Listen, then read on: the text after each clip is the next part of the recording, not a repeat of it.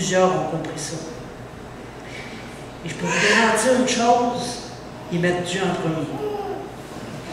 Quand tu es chrétien là-bas, tu n'es pas chrétien juste à la moitié. Ça m'a beaucoup surpris, ça m'a beaucoup étonné de voir comment les gens sont consacrés. Je dirais pas 100%, mais c'est beaucoup. Et au Bénin, on parle de 30% de chrétiens évangéliques. Ici, on parle de 0,6%. Il y a comme une petite différence, quand même importante. Mais ce que je m'aperçois, c'est que les gens là-bas qui s'approchent de Dieu, ce sont des gens qui sont bénis. Ils sont bénis. Malgré un environnement des plus hostiles, on pourrait dire ça comme ça, les gens, au bout du compte, avec peu, ils sont heureux parce qu'ils sont avec Dieu. C'est pas avec peu ou avec beaucoup qui nous rend heureux, c'est d'être avec Dieu. Amen. C'est une importance, je pense, c'est grand.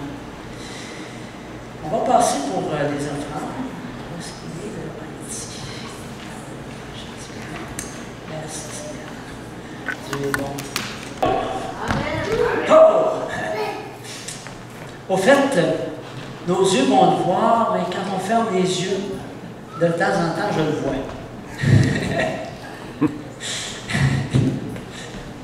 Alléluia.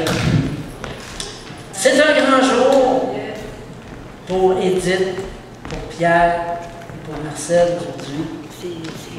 Ils vont passer par les eaux du baptême. Are you ready? Yeah! Et je peux vous dire que Edith, ça fait un petit peu de temps qu'elle attend. Amen. On est vraiment bénis. C'est une grande joie toujours les baptêmes. Et puis, c'est toujours un temps extraordinaire. Alors, tous ceux qui sont ici, vous êtes les bienvenus. On traverse du côté de chez Nancy, c'est à peu près à 5 minutes et 3 quarts. Peut-être un peu plus. Mais c'est pas tellement loin d'ici, la piscine est là-bas. Donc, on va commencer par le baptême et après, on va avoir un repas qui est Filipinos, que Edith a préparé et puis nous l'offre. Alors, on est vraiment, merci Edith et Pierre. Merci beaucoup. Amen. Je pense bien que Pierre a dû mettre son grain de sel là-dedans. Pas beaucoup, OK. Amen. On va avoir du bon temps, vraiment.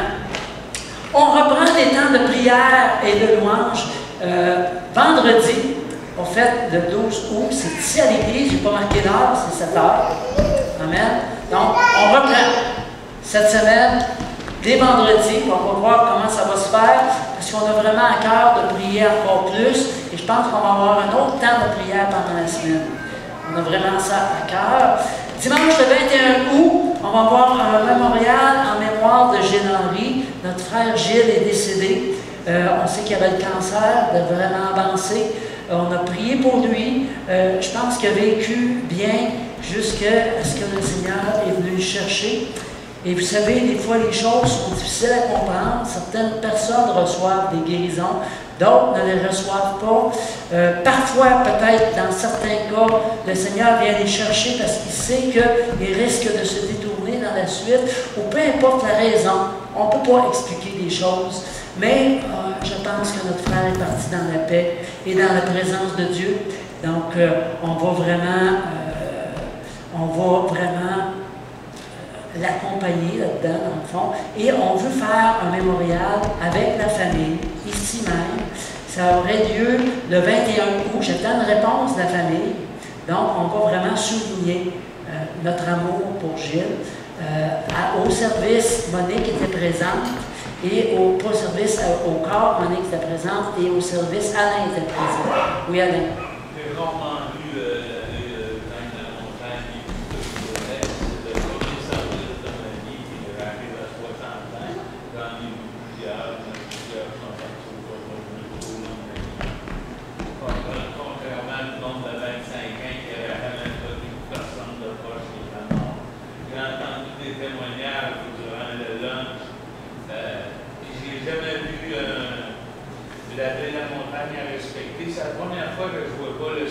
pascale est allumée en hommage au baptême catholique. C'est la première fois que je ne vois pas un porteur de foi durant le temps qui bénit la tente, qui encense la tente. J'ai trouvé ça un respect. Je ne sais pas si ça a été demandé ou pas, mais le frère Alizette, il dit que ça avait été nommé par testament pour être porteur d'un cierge. Pas un cierge gros comme le cierge pascal de Saint-Nazaire, qui était gros comme ça. Puis, quand on vient à la rue,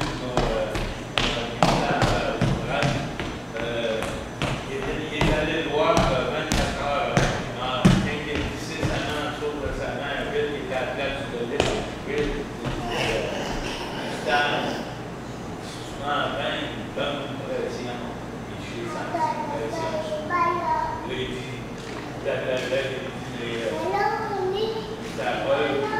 audits, aussi, je peux le dire. En tout cas, encore pour Yes, ça et qui ont envie de garder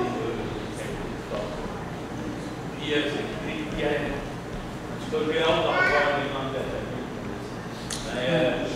C'est la première fois que je voyais un récital, il y a un des deux. Je suis content que j'en remercie le Seigneur parce qu'il n'y a pas de silence. Amen. C'est vrai. Parce que j'ai vu mourir du cancer des os, de l'exemple que des grands gens qui avaient trouvé ça, les enfants, ça les a pris, on avait de l'eau, M. Leblanc de Saint-Léon. Je pense qu'il doit être grand respect. Amen. Ouais, il cherchait la voix de Dieu.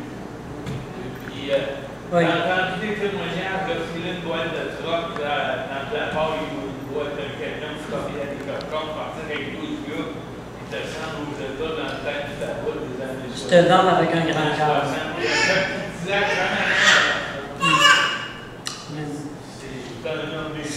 En tout cas, on est heureux d'avoir connu, d'avoir partagé avec lui ces quelques années.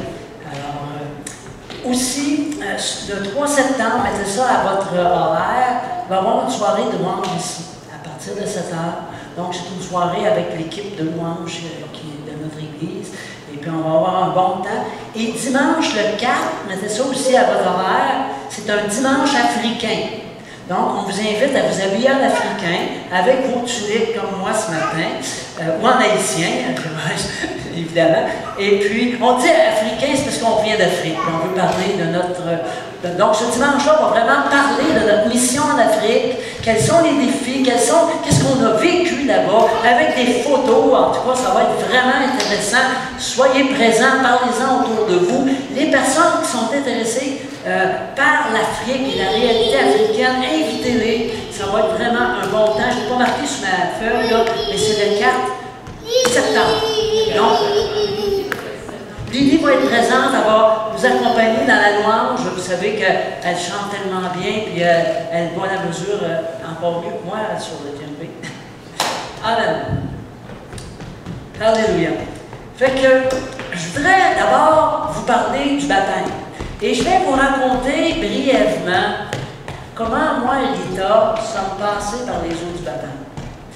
Donc, en 84, Rita et moi avons accepté le Seigneur dans nos vies.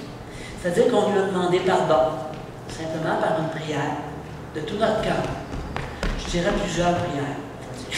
Parce qu'on réalisait des choses à chaque fois, on priait encore, mais le Seigneur est vraiment venu à nous. Et il a pardonné nos péchés, on a eu cette assurance, selon ce qui est écrit dans 1 Jean 5, 13. Vous allez voir ça. Et puis, j'ai eu un travail, pas longtemps après, en 85, en Afrique. Ça fait qu'on est parti en Afrique, mais avant ça, c'était marié. Petit bout de on s'est marié, puis on est parti en Afrique. On était 3 ans là-bas. Et puis, à notre retour, dans le temps de prière, le Seigneur nous dit tous les deux de retourner dans notre pays, mais moi, il me dit par un autre chemin. Puis je ne comprenais pas pourquoi. C'était simplement qu'on demandait à Dieu de nous montrer dans la Bible la réponse. On priait, Seigneur, montre-nous qu'est-ce qu'il faut faire. Est-ce qu'il faut rester encore en Afrique? On avait un travail qui nous s'étaient proposés à la télévision mondiale. Puis, bon, c'était dans le Nord, c'était à Gao. Ça fait que, bon. Finalement, le Seigneur semblait nous dire de retourner. C'était quoi l'autre chemin? Bien, Mario Mascotte, certains d'entre vous le connaissent, nous avait envoyé une lettre, la seule qu'on a reçue pendant les 3 ans qu'on était en Afrique, pour nous dire que nous inviter à un voyage en Israël qui fitait parfaitement avec notre retour.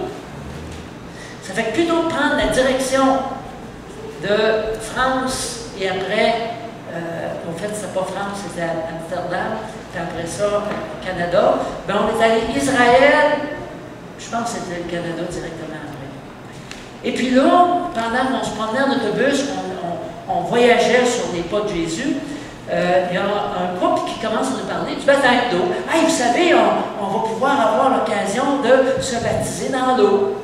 Je dis, ah ouais, c'est quoi ça le baptême d'eau? On commence comme ça, hein? Des fois, on ne sait pas. Je n'avais aucune idée. Là, il commence à m'enseigner là-dessus. Puis il dit, en plus, ce baptême-là va avoir lieu à l'endroit probable où Jésus lui-même a été baptisé par Jean-Baptiste. Fait qu'on s'est retrouvés justement à cet endroit-là. C'est pas la photo originale, je l'ai écartée. Mais j'ai pris, je sais que ça a été pris là-bas, sur les bords du Jourdain. Il y avait une petite toiture pareille. Ça fait que, d'après moi, c'est là. L'eau était très, très, très brune et très froide. Nous autres, on arrivait à l'Afrique. On était très frileux. Mais, ceci dit, nous avons eu la joie d'être baptisés dans les eaux du Jourdain. Pas dans les jours du Jourdain. Ça fait que c'était vraiment une bénédiction. Fait que ce matin, on va parler de baptême d'eau. On va essayer de goûter tout ce que vous avez appris, faire des petites révisions, se mettre à jour. Vous savez que Jésus lui-même a été baptisé à 30 ans. Et le jour de son ascension vers le Père, il a clairement donné cette instruction de baptiser les disciples. Donc, c'est clair. On a une instruction qui est au fait un commandement, qui est un ordre de baptiser les disciples. Mais n'oublions pas que c'est disciples aussi. Jésus l'a institué. Fait que là, ce matin, on va voir d'abord certains versets dans les évangiles. Les évangiles, c'est les 4 évangiles, Matthieu, Marc. Après, c'est quoi? Jean et Luc. Luc et Jean, c'est ça. Donc, dans les évangiles, on va voir ce que Jésus a fait à propos du baptême. On ne pourra pas tout voir, mais on va voir l'essentiel. Après ça, on va aller dans les actes. Les actes, c'est un livre comment, ça? Qu'est-ce que ça raconte, les actes des apôtres? La vie de l'Église. Au fait, les actes des apôtres, c'est un livre historique qui nous raconte ce que la première Église a vécu et les voyages missionnaires de certains apôtres et chrétiens. Et après, donc, on va voir ce que les apôtres ont vécu. C'est intéressant. Et troisièmement, on va s'attarder dans les épîtres. C'est quoi ça, une épître? C'est une lettre. C'est une lettre. Au fait, ce sont des lettres pour beaucoup de Paul, sauf quelques-unes, qui sont écrites aux églises ou à des personnes. Et là, dans les épîtres, on va regarder ce que est enseigné sur le baptême. Parce que Paul, dans les épîtres, si vous voulez être enseigné, allez dans les épîtres. Parce que dans les épîtres, il enseignait, il écrivait pour pouvoir les enseigner. Ça va tout le monde? Donc, on va voir ce qui est enseigné au sujet du baptême. Ça va? Maintenant, Matthieu 3, verset 13, ça nous dit « Alors Jésus vint de Galilée, au Jourdain, vers Jean, pour être baptisé. Jésus lui-même est passé par les eaux du baptême. » Vous me suivez? Donc, pour être baptisé par lui. Jésus lui répondit, parce que Jean-Baptiste, je souhaiterais inverser. Jean-Baptiste, dit, hey, je ne peux pas te baptiser, là. Tu es bien plus grand que moi, là. Mais c'est pas grave, Jésus a dit, laisse faire maintenant, car il est convenable que nous accomplissions ainsi tout ce qui est juste. Et Jean ne lui récita plus. Dès que Jésus eut été baptisé, il sortit de l'eau et voici, les cieux s'ouvrirent et il vit l'Esprit de Dieu descendre comme une colombe venir sur lui. Des fois, on se dit, Ah, je pensais qu'il y avait l'Esprit depuis qu'il était né. Non, non, non, non, non. Il a reçu l'Esprit après son baptême d'eau. C'est quand même quelque chose de réalisé ici. Amen. Alléluia. Merci Seigneur de ce que tu es présent au milieu de nous. Je m'enlève, Seigneur, de là afin de te laisser toute la place et qu'on puisse ce matin être instruits sur le baptême. Que ceux qui sont déjà passés par le baptême puissent être encore renouvelés dans leur connaissance de cette action, de cette décision. Et que ceux qui sont pour passer dans les eaux du baptême aujourd'hui ou dans l'avenir puissent être bénis par cet enseignement. Par Jésus. Amen. Amen. Alors, donc, pourquoi Jésus s'est fait baptiser? Premièrement, je pense qu'il a montré l'exemple, n'est-ce pas? C'est sûr. Mais aussi, c'est que sur la croix, qu'est-ce qu'a fait Jésus? Il a donné sa vie, il a pris notre place, il a pris nos péchés, il a pris nos maladies, il a pris tous nos problèmes, il les a portés sur la croix, afin que nous soyons libres, bénis, délivrés, etc.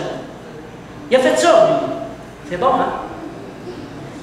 En même temps, c'est qu'en passant par les eaux du baptême, il n'aurait pas eu besoin, on pourrait dire ça de même.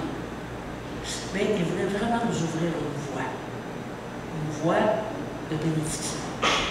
Amen? Lui-même a baptisé ses disciples. Allons voir ça. Dans Jean 3, 22 et 23, ça dit, après ça, Jésus, accompagné de ses disciples, se rendit dans la terre de Judée. Et là, il demeurait avec eux et il baptisait. Écoute, pas écrit spécifiquement, mais je pense bien qu'il a commencé par baptiser ses disciples. Je suis certain de ça. Pour moi, c'est comme sous-entendu. Il a commencé avec ceux qui étaient proches de lui. Et puis là, ben, ça en a attiré d'autres. Et ça continue, le verset 23, c'est quand même spécial, ça dit « Jean aussi baptisait à Hénon, près de Salim, parce qu'il avait là beaucoup d'eau, et on y venait pour être baptisé. » Ça prend beaucoup d'eau. Ça fait qu'on sait que, moi, quand j'étais bébé, j'ai été baptisé. Au niveau de la religion catholique, on avait pris un petit peu d'eau comme ça, qu'on avait versé sur le front. Mais on va apprendre pourquoi c'est pas biblique ce matin. Je ne veux pas critiquer ce qui se fait ailleurs, mais je veux simplement dire qu'est-ce qui est biblique. Je veux avancer la vérité.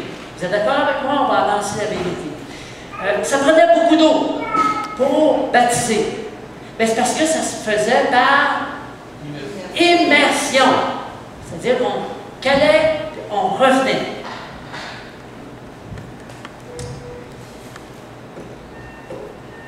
Amen. Donc, après, un peu plus tard, c'est même plus Jésus qui baptisait, mais c'est ses disciples eux-mêmes. Allons voir ça dans Matthieu. Non, c'est Jean. Ah oui, je l'avais là. Jean 4, 1 et 2. Le Seigneur sut que les pharisiens avaient appris qu'il faisait et baptisait plus de disciples que Jean. Toutefois, Jésus ne baptisait pas lui-même, mais c'était ses disciples. Souvent, on passe tout droit à cette place-là, on ne se rend pas compte qu'à un moment donné, c'est les disciples qui ont pris la relève. C'est intéressant, je trouve ça intéressant. Aujourd'hui, on est appelé à baptiser en tant que disciple de Dieu. Amen? Évidemment, à travers l'Église.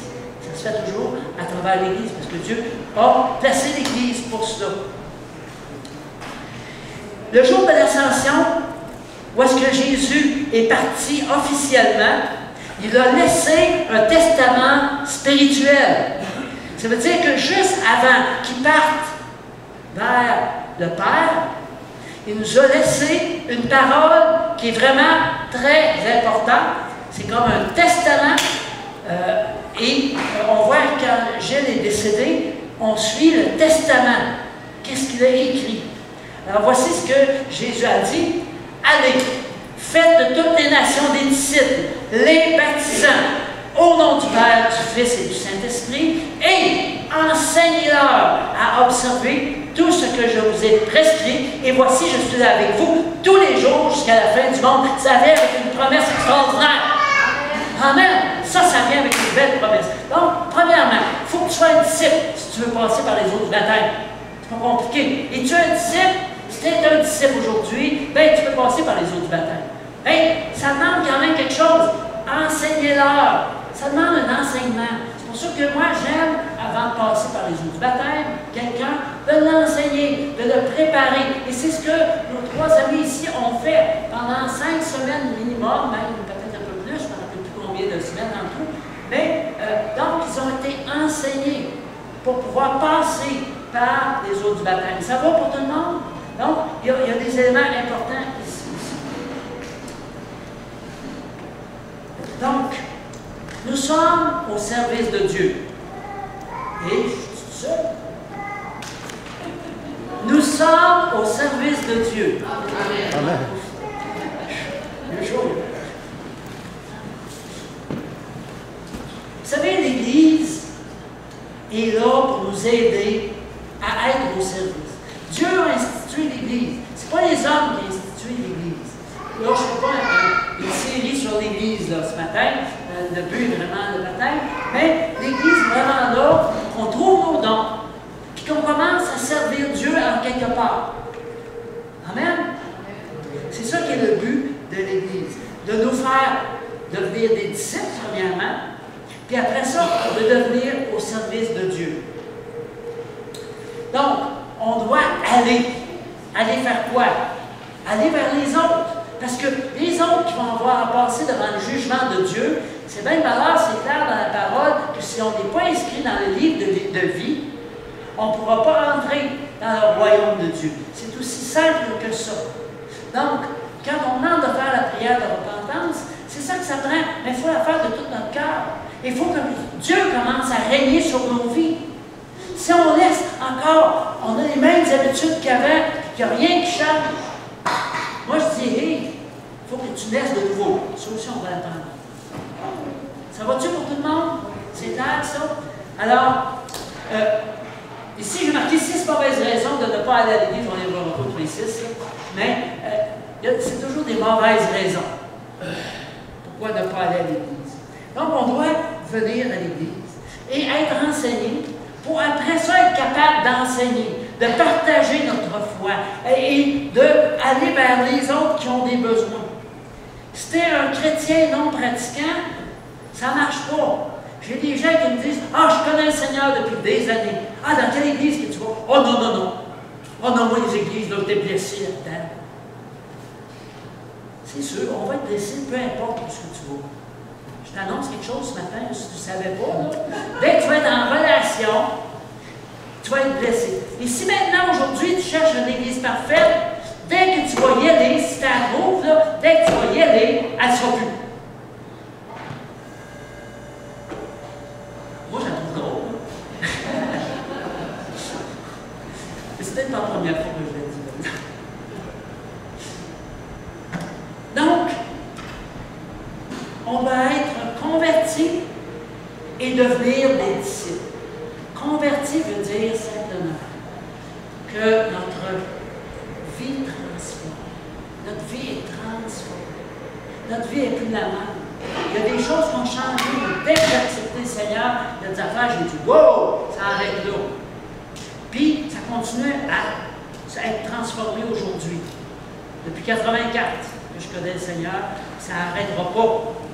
Puis quand tu vis des choses, quand tu sers Dieu, c'est certain qu'il y a toujours des choses à être transformées, à être changées. Donc, la formation avant le baptême, c'est très important. Et on baptise au nom du Père, du Fils et du Saint-Esprit. Je voudrais revenir un tout petit peu sur l'importance d'être présent. Non, je vais revenir plus tard là-dessus. Je vais revenir plus tard. Marc 16, les versets 15 et 16. Au fait, on va juste prendre une petite partie de 16, 16. Celui qui croira et qui sera baptisé sera sauvé. Fait qu'il y en a qui disent « Hey, il faut que je me fasse baptiser pour être sauvé. » C'est pas tout à fait ça.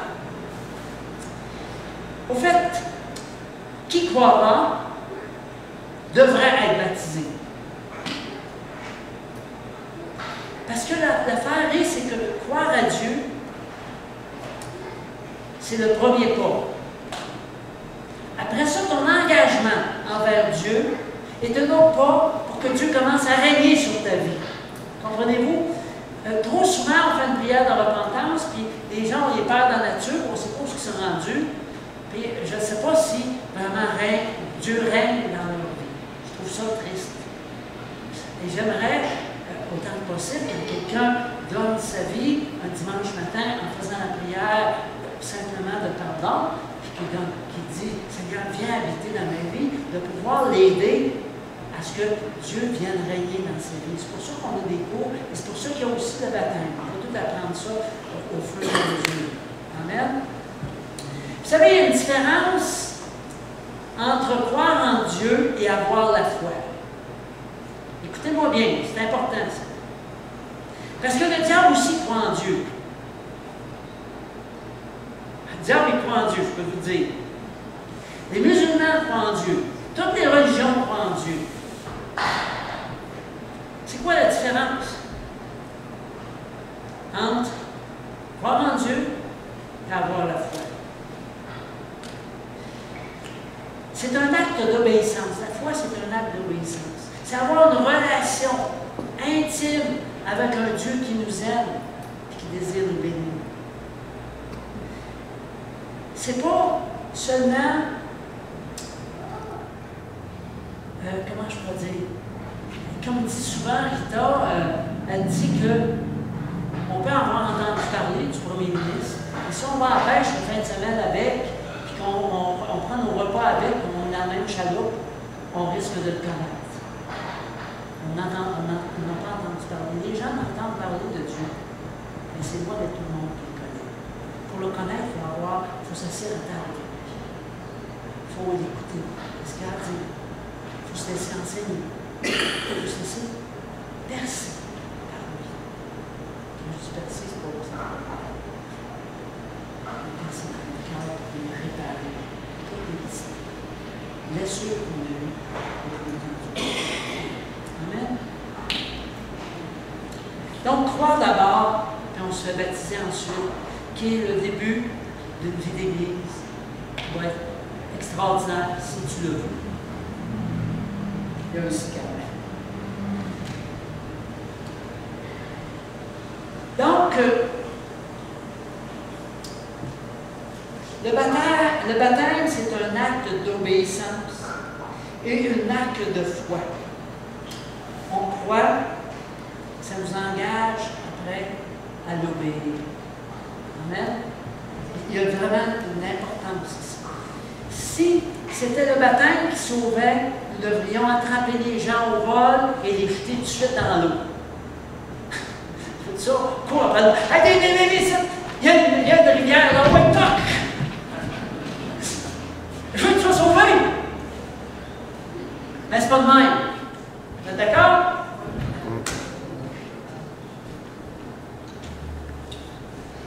Maintenant, on va regarder ce qui est enseigné à travers les Actes des Apôtres, qui est un livre historique. On va voir ce qui se passait au niveau du baptême dans la première Église. Je trouve ça intéressant. Dès qu'une première personne se convertissait, on lui parlait du baptême.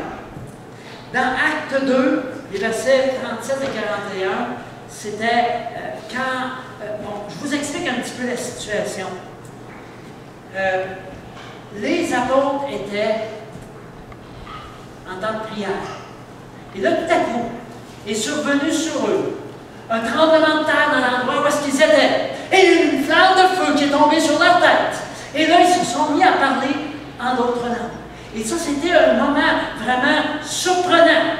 Et ça fait tellement de bruit que tout le monde autour se sont rendus compte de qu'est-ce qui se passe dans cette cabane-là. Ça shake. Il y avait quelque chose vraiment d'extraordinaire. Et suite à ça, Pierre, qui par gêne avait renié Jésus 3 fois, il est sorti sur le perron. Puis il s'est mis à le prêcher, mais avec une autorité et une audace absolument extraordinaire. Regardez ce qu'il nous a dit, c'est quand même assez étonnant. Donc, et là, il n'y avait pas un plan d'évangélisation ben sophistiqué. Là. Il ne savait pas trop ce qu'il faisait. Il était vraiment dirigé par le Saint-Esprit. Donc, c'était une fête. Hein? On sait que c'était la Pentecôte. Donc, déjà, les Juifs étaient en fête dehors. Donc, il y avait plein de monde dans les rues. Ça fait qu'il y avait des milliers de personnes. Puis Pierre leur dit, c'est vous qui avez crucifié Jésus, le Messie qu'on attend depuis des milliers d'années. Une multitude de gens ont été saisis de repentance et ont dit, qu'est-ce qu'il faut que l'on fasse? Et moi, j'ai hâte de faire ça ici en face. Sortir sur le terrain. Un jour de le faire, tu sais. Là, tu commences à réfléchir avec l'autorité. Une boucle. Wow! C'est quand même merveilleux, hein? Et là, ici, ça dit, Pierre leur répond, changez votre vie. C'est-tu clair, ça? Changez de vie. Si ta vie n'est pas changée, ben, il y a un problème. Changez de vie. Dans certains versets, dans certaines traductions, ça dit repens-toi. C'est la même chose. Ça veut dire à peu près la même chose. Chacun de vous doit se faire baptiser au nom de Jésus-Christ. Ainsi, Dieu pardonnera vos péchés et vous donnera l'Esprit Saint. Amen. C'est facile. Changer de vie, se faire baptiser. C'est certain que pour changer de vie, il faut d'abord demander pardon à Dieu, l'inviter dans nos vies. Amen.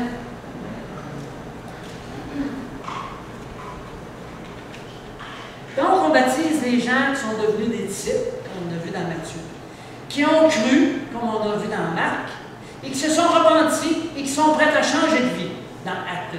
Ça va-tu? Jusqu'à maintenant? OK.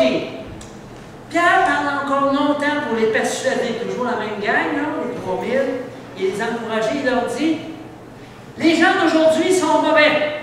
Quittez-les. Et Dieu vous sauvera. Ceux qui acceptent la parole de Pierre se font baptiser ce jour-là. À peu près 3000 personnes s'ajoutent au groupe de croyants. Qu'est-ce qu'on veut dire ici, quittez-les? Quittez-les, c'est-à-dire qu'on a des habitudes de sortie. Des fois, on se retrouve à gauche ou à droite selon nos habitudes. Soit dans des bars, dans des endroits qui ne sont pas convenables pour un enfant de Dieu. Maintenant, nous sommes le temple de Dieu. Et nous portons Dieu en nous lorsqu'on a fait cette prière-là de tout notre cœur et qu'on laisse Dieu régner dans nos vies. Alors, il y a un changement de comportement. Alors, plutôt que d'aller dans les bars, ben, on vient aux soirées de louange et l'adoration.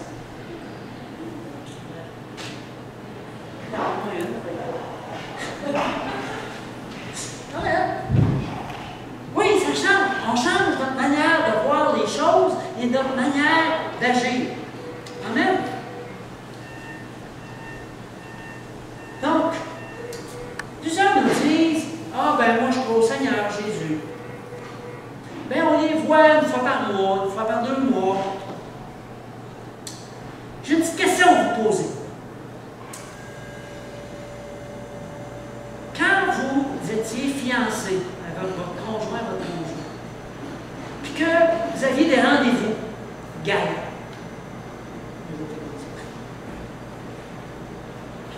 Est-ce que vous attendiez la 4e fois avant de dire oui, 3 premières, oh non, non, non, non, non, non.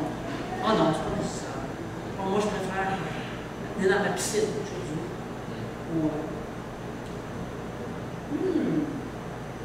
Vous savez, on est proche du retour de l'époux. Et nous sommes, l'Église, l'épouse. Les rendez-vous sont là. C'est des rendez-vous divins avec l'époux. Vous êtes là ce matin, vous allez dire, ah, tu parles pas à bonne personne, on est là, nous autres. Mais je parle pareil parce qu'il y a avec il y en a peut-être qui vont regarder.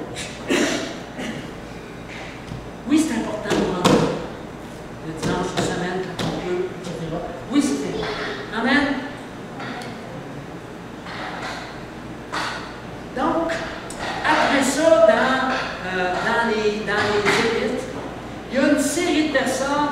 se font baptiser.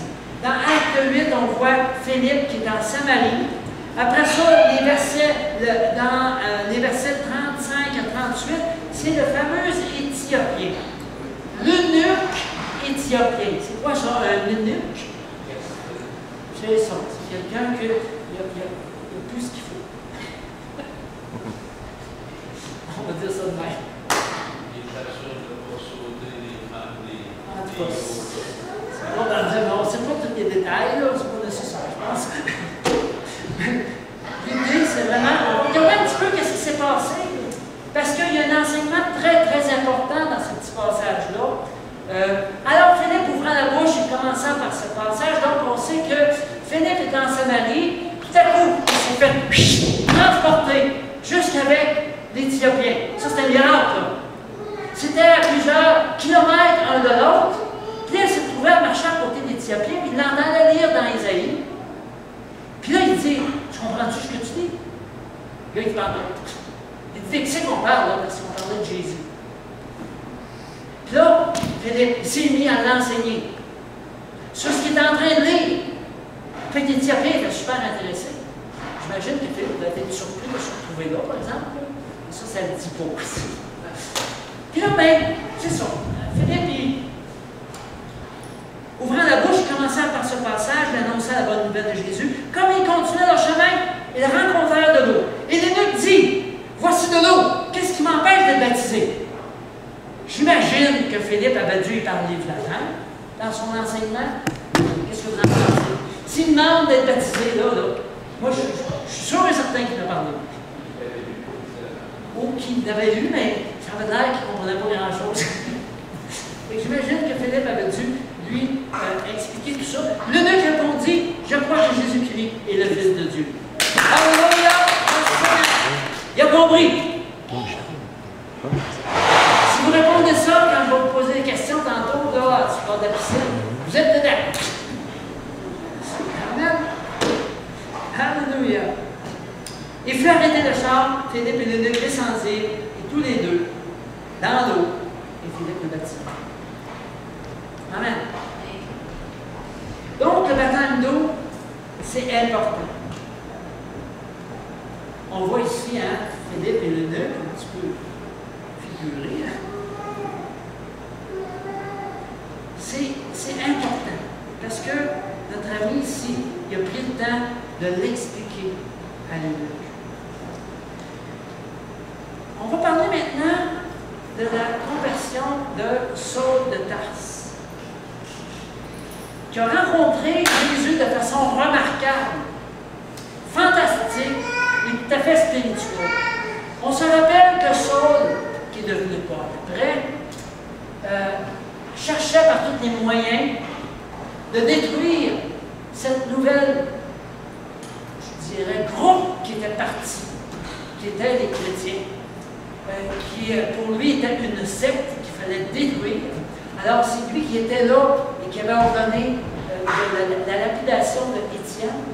Et pendant qu'il s'en allait avec les lettres de référence pour aller vraiment tuer, abattre les chrétiens, j'ai oublié la ville. À Damas, excusez-moi, je vais la mémoire. Il est arrivé quelque chose d'extraordinaire. On ne sait pas s'il était à cheval, là. Peu importe. Une grande lumière est arrivée, il est tombé en bas de son cheval et il est devenu entièrement aveugle. Et là, il a dit, mais qui es-tu, Seigneur? Il lui a répondu, je suis Jésus que tu persécutes. Pourquoi me persécutes-tu? Je peux vous garantir que le bonhomme il avait besoin de réflexion. Puis Dieu lui a donné une occasion de réfléchir parce qu'il s'est relevé de là, il était aveugle. Et 3 jours, 3 nuits, il n'a ni mangé ni bu. Manger 3 jours, c'est pas pire, mais pas boire 3 jours, là, aïe, c'est pas évident.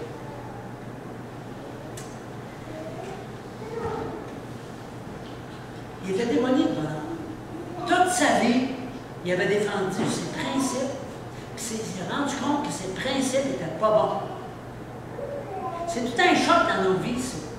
J'ai vécu ça, d'une certaine manière, en 84, quand j'ai rencontré le Seigneur. On a l'impression que c'est notre vie au complet qui tourne, si t'es sérieux. Si t'es sérieux.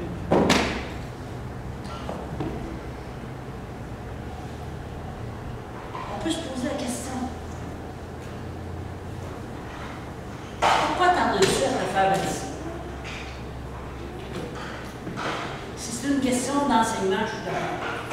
Mais dans le fond, là, si t'es sérieux avec le Seigneur, là, le baptême, là, c'est un cadeau. C'est que tu partages le cadeau que Dieu t'a donné. Et ça, c'est intéressant. On va voir avec qui tu vas le partager. Là. Et puis après le baptême, tu te mets à l'œuvre. Acte 9, 18b. Il, c'est Paul, se leva, il fut baptisé, et aussitôt il se mit à proclamer dans les synagogues que Jésus est le Fils de Dieu. Bon. Aussitôt. J'aime ça. Moi, j'aime ça. Moi, je suis un gars, hein. Aussitôt. Moi, je suis un gars aussitôt. Aussitôt. Bon. Après ça, ben, il y a l'histoire de Corneille. On voit ici, là, pas dans les autres batailles. Après ça, on a les Paul dans ses voyages missionnaires. Alors, il y a beaucoup d'enseignements que je passe tout droit parce que je ne veux pas nécessairement répéter les mêmes choses. On a vu l'essentiel. Donc, quel est le baptême? Là, j'ai parlé des épîtres tantôt, mais je me suis trompé, là, je suis encore dans les actes. Je pense que j'ai dit ici. Dans les épîtres, c'est quoi les enseignements sur le baptême? On va voir dans Romains 6.3, pardon. Romains 6.3. Pourquoi Jésus, qui voit dans nos cœurs, ne nous sauve pas simplement, sans qu'on n'ait rien à faire? S'il voit dans nos cœurs, il aurait pu nous sauver sans même nous le demander, sans même qu'on ait besoin de passer par le baptême. C'est quand même une bonne question. Là. Je vais faire des petits dessins. Ça ne vous en pas, c'est pas que je vous trouve sans dessin. Pourquoi mes crayons sont finis? Bon, sur le tableau. Ah, merci. Fait que si on a deux piscines, OK? Bon, dans cette piscine-là, ici, on va mettre. C'est un schéma. C'est pas notre art. Donc, on comprend que le baptême, c'est une immersion totale. Si, France, je te mets dans l'eau pendant 3 minutes, puis que je te tiens, là, ne commencez pas à trembler. Je te tiens dans le fond, bien comme il faut, pendant 3 minutes. Qu'est-ce qui va se passer? Elle va mourir. Donc, ici, il y a une image que nous devons mourir à nous-mêmes. Oh, peut-être. Pas solide. Ça va-tu? C'est une image. Faites-vous en pas, je vous laisse un peu pour le.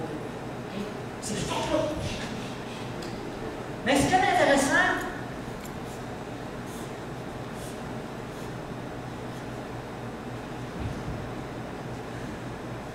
c'est qu'on sort de l'eau. Et ça représente la résurrection en Jésus-Christ. Maintenant, cette pierre-là ici représente le tombeau fermé. Et ici, la pierre qui est tombée sur le côté représente le fait que si tu ouvres le tombeau et que tu regardes dedans, tu vois qu'il est vide. Alléluia!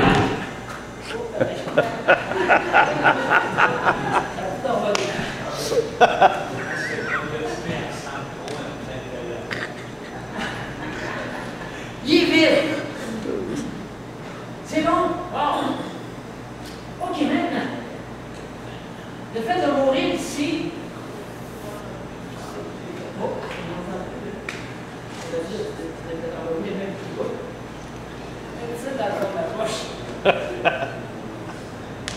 OK, c'est revenu là. Donc, le fait ici de mourir représente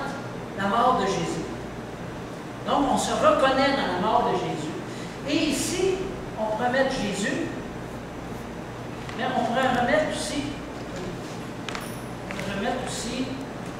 Jean-Yves. Parce qu'il a pris ma place. Donc je suis mort. Mort à mon ancienne vie. Ça va-tu? Maintenant ici, le fait de la résurrection nous montre que nous vivons maintenant cette résurrection, avec tous les bénéfices de la résurrection. Moi, je trouve ça intéressant. Je ne sais pas si vous comprenez l'idée, là. C'est toute une image. C'est vraiment extraordinaire. Cette image-là du baptême. Donc,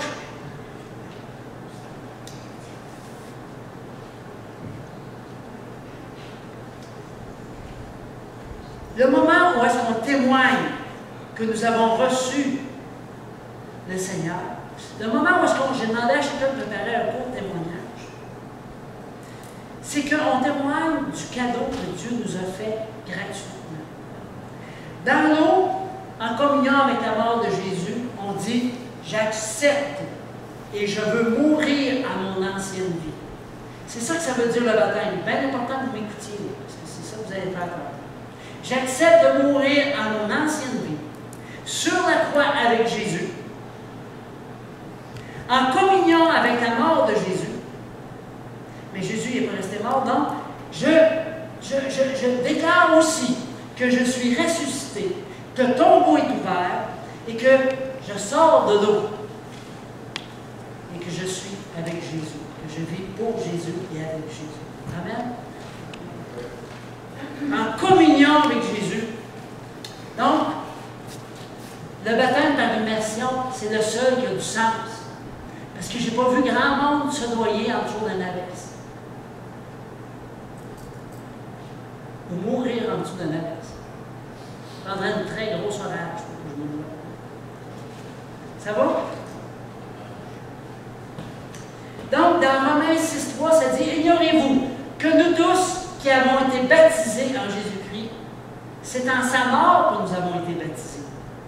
Nous avons donc été ensevelis avec lui par le baptême et en sa mort, afin que, comme Christ est ressuscité des morts, par la gloire du Père, de même, vous aussi, nous marchions en nouveauté de vie. » Amen. Fait que de temps en temps, Satan vient m'achaler. Puis il vient me mettre à l'oreille mon ancienne vie. Puis là, il dit, que j'arrive. Ah, lui, ah, il est mort depuis longtemps. Hey! Tu veux me rappeler mon passé? Veux-tu, je vais te rappeler, je vais te montrer ton avenir dans le lac de feu. Voyez-vous qu'on peut utiliser, c'est une puissance qu'on a entre nos mains pour faire reculer ce qu'on voudrait du mal contre lui. Amen. Tu dois naître de nouveau. Souvent, ça, là, on a bien de la misère à comprendre ça. Mais avec ça, on vient de le comprendre, là. Parce que si on est mort de notre ancienne vie, bien, il faut naître de nouveau à une nouvelle vie. Et souvent, je regarde une personne qui se donne à Dieu. Si je vois des changements, je suis très encouragé. Parce que je dis, wow, elle est en train de naître de nouveau. La nouvelle naissance, ça sera pendant toute notre vie. Mais il faut que ça commence à m'emmener. Hein? Il faut que ça commence, ça. Si on veut en finir, t'as bien de finir. Amen. Donc, le baptême d'eau met en évidence que le baptisé meurt à lui-même pour renaître dans une famille, la famille de Dieu. Amen. On meurt dans notre ancienne nature et on renaît dans la nouvelle nature. On est justifié, nos péchés sont enlevés, on est sanctifié, on est d'une nouvelle nature. On a une nouvelle nature, on est quelqu'un d'autre. Amen. Dis à ton voisin, t'es quelqu'un d'autre. Puis je t'aime de même.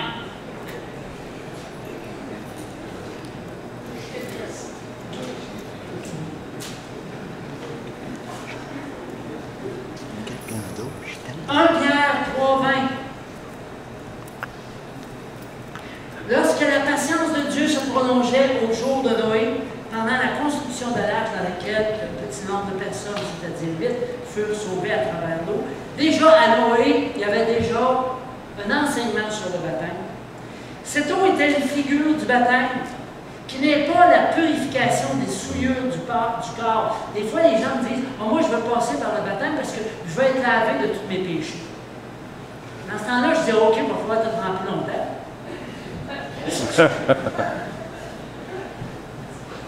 Mais c'est pas ça! C'est pas ça!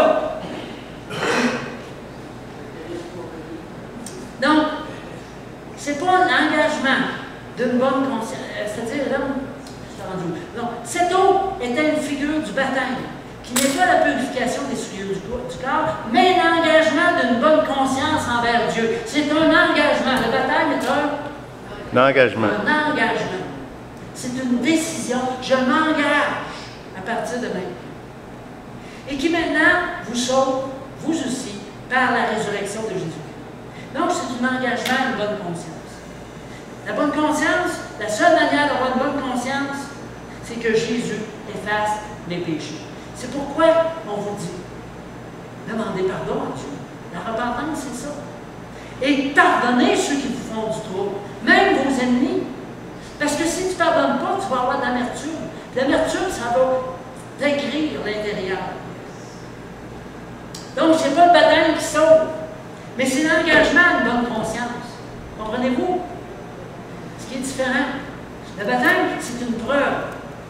C'est que je le dis. C'est que je le partage. C'est pour ça que c'est le fun d'avoir du monde dans le baptême. Donc, s'engager à connaître Dieu, évidemment, par la lecture de la Bible, par la prière. La prière, c'est simplement de parler à Dieu comme à un ami. Aux réunions fraternelles, puis partager notre foi.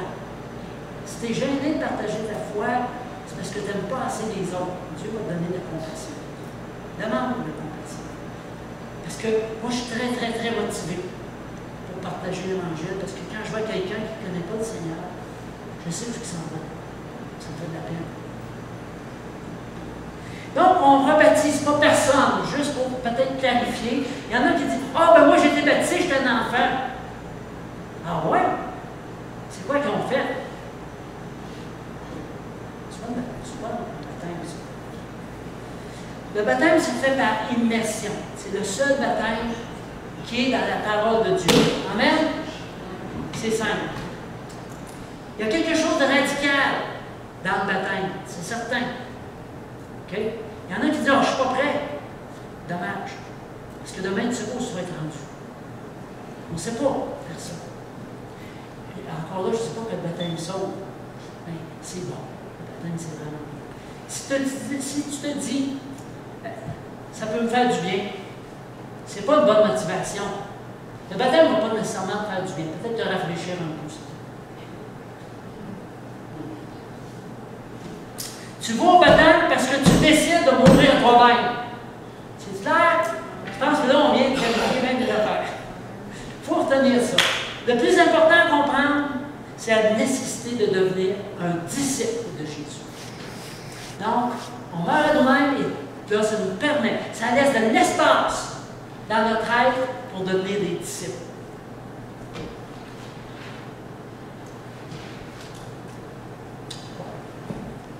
Fait qu'on a fait le tour de la question en montrant que le baptême, ça exprime de façon visible la nouvelle naissance. Ça me surprend parce que je pensais, c'est sûr, j'ai oublié qu'il me disait, j'avais oublié ça. Au fait, quand on fait notre témoignage, quand on fait notre baptême, ça se fait devant Dieu, je ne sais pas pourquoi j'ai dû passer tout droit, devant les anges, devant Satan et devant les hommes. Donc, c'est un témoignage pour toute cette panoplie-là. Je peux vous dire qu'on aura des anges après-midi. Amen. Yes! Amen. Vous pouvez vous lever. Amen. Merci.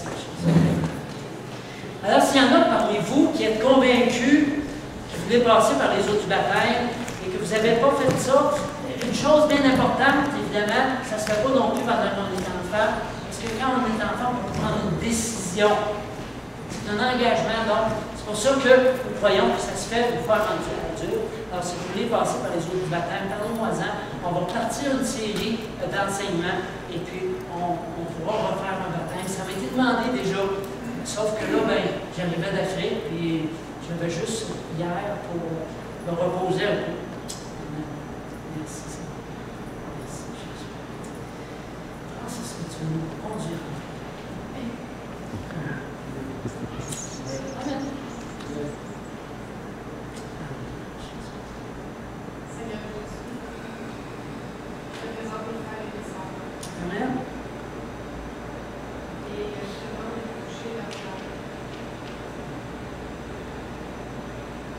Pour leur faire comprendre